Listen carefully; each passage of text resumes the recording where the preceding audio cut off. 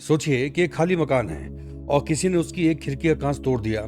अगर मकान मालिक ने उसे तुरंत ठीक नहीं कराया तो कुछ दिन बाद क्या होगा? दूसरी खिड़की भी टूटेगी, तीसरी भी।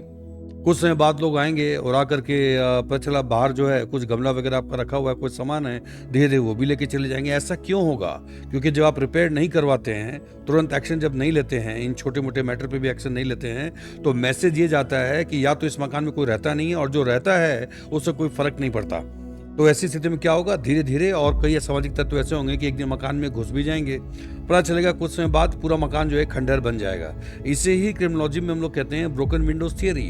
अब ये ब्रोकन विंडोज थियरी है जो भारत पे एप्लीकेबल इस वक्त आप समझ सकती हैं। जो चारों तरफ जो विरोध प्रदर्शन हो रहा है, धरना प्रदर्शन हो रहा है, भारत तो एक तरह से ग्लोबल कैपिटल बन गया है विरोध प्रदर्शन का, और सब पैटर्न एक ही तरीके का है। लोग इकट्ठे होते हैं, तोड़ फोड़ करेंगे, मीडिया वालों को भी मारेंगे, बस में आग लगा देंगे, ठीक है, कई तरह का नुकसान पहुंचाएंगे, और राहगीर वगैरह जो जा रहे हैं उनका भी रास्ता रोक देंगे, उनके भी मौलिक अधिकारों का हनन करेंगे कि जो हम बोल रहे हैं वही सबसे इंपॉर्टेंट है इस वक्त, हम रास्ता नहीं छोड़ेंगे, रास्ता भी कब्जा कर लेंगे। ये सारी चीजें होंगी। क्यों हो रही हैं? क्योंकि जब पहली बार जब घटना घटी, पहली खिड़की जब टूटी थी, उस वक्त ही अगर आप रिपेयर करवाते और आप अगर एक्शन ले लिए होते तो आपने एक सही प्रेसिडेंट तय कर दिया होता है। शाहीन बाग का मामला था, एक लंबे समय तक पूरे सड़क को कब्जा कर लेना, और जो कुछ भी आप सब लोग जानते हैं, बताने की वापस आवश्यकता नहीं है। उस वक्त सुप्रीम कोर्ट या सरकार, उस समय एक अच्छा मौका था कि जब आप एक प्रेसिडेंट तय कर देते, एक सिद्धांत तय कर देते कि आपके मौलिक अधिकार हैं, लेकिन अभिव्यक्ति की आजादी इस हद तक नहीं जाती है कि आप दूसरों को भी मौलिक अधिकार का हनन करें,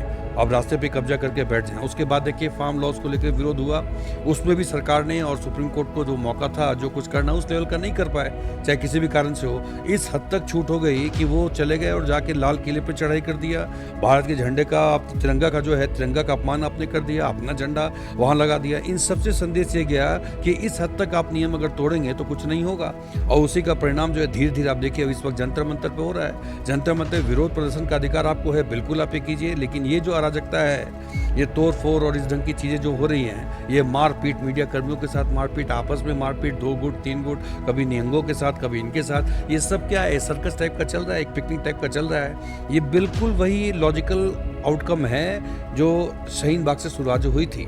इसका मतलब ये कि पहली खिड़की जब टूटी थी, उस वक्त अगर आपने समय रहते रिपेयर करवा लिया होता, उस वक्त तय कर दिया होता, कानून वगैरह को सख्त अगर बना दिया होता, आपने ढंग से अप्लाई किया होता, तो अभी ये समस्या नहीं थी। अभी भी सब कुछ बिगड़ा नहीं है। सरकार चाहे तो यहाँ से भी शुरुआत कर सकती है कि आप एक लिमिट तय कर दें। ये नहीं चलेगा कि विरोध प्रदर्शन के नाम पे आप जो कुछ भी करेंगे, आप हमारी इंटरनल सॉवरेंटी है, आप उसको चैलेंज कर देंगे, आप संसद में घुसने की बात करते हैं, तो ये एक लिमिट तय करनी पड़ेगी।